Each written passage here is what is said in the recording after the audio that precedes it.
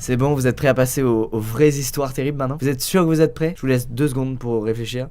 On y va. Lucy a rencontré, comme beaucoup de filles, un mec sur Tinder qui lui plaît. Ils se sont parlé pendant plusieurs semaines sans se voir en vrai et ils ont même découvert qu'ils avaient quelques amis en commun, ce qui est un truc plutôt rassurant quand tu rencontres quelqu'un sur Tinder finalement. Tu te dis bon, on a quand même des connexions indirectes, donc logiquement je risque pas de me faire tuer par cette personne quoi. Si tu prends le cas extrême. Lucy explique qu'un soir elle était un peu en déprime et elle avait envie de voir quelqu'un. Elle a donc appelé un Uber et elle a décidé d'aller chez ce mec qui s'appelle Tim. Une fois sur place, ils ont commencé par discuter devant la maison ensemble et Lucy a trouvé que le courant passait encore mieux en vrai. Elle était ravie. N'est-ce pas trop parfait comme début d'histoire? Si! Elle lui a notamment parlé de ses problèmes de santé et ça a beaucoup touché Tim étant donné que sa sœur est décédée et qu'elle avait une maladie proche de celle de Lucy. Ce détail a son importance.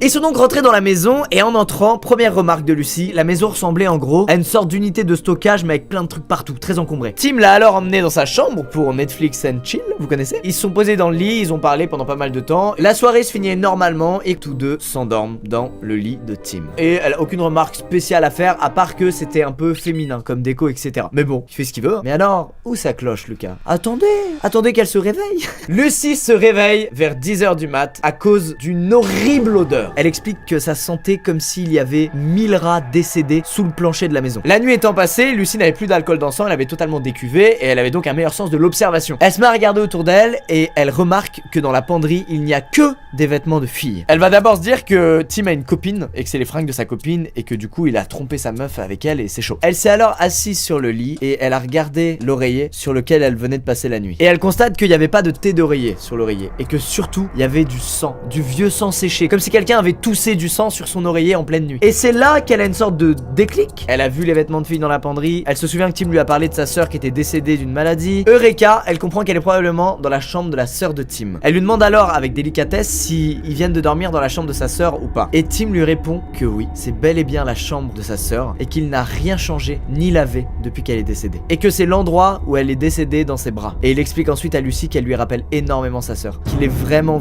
amoureux d'elle. Là ça commence à être très creepy. Lucy explique qu'elle se sentait très triste pour lui, que ce mec là a dû traverser un truc terrible, mais qu'elle pouvait pas rester là quoi, qu'il fallait qu'elle s'en aille. C'était trop pour elle. Elle rentre chez elle et elle décide de pas couper les ponts, elle garde contact, y parle encore un petit peu. Et après quelques semaines, elle relance pour X raison l'application Find My Friends. C'est une application qui permet de géolocaliser tes amis. Elle lance l'appli, elle remarque un truc horrible. Sa location à elle a été partagée avec Tim la nuit où elle a dormi chez lui. Ce qui veut clairement dire que Tim, pendant qu'elle dormait, a pris son téléphone et a activé ça dans l'appli. Elle a alors appelé Tim pour lui expliquer sa découverte et pour lui dire qu'elle voulait plus lui parler, que ce genre de comportement c'est juste pas possible. Et c'est là que Tim a complètement changé de personnalité et qui s'est mis à vouloir la faire complètement culpabiliser, qui s'est mis à dire des trucs du style non mais tu peux pas croire que j'ai fait ça, c'est des bêtises.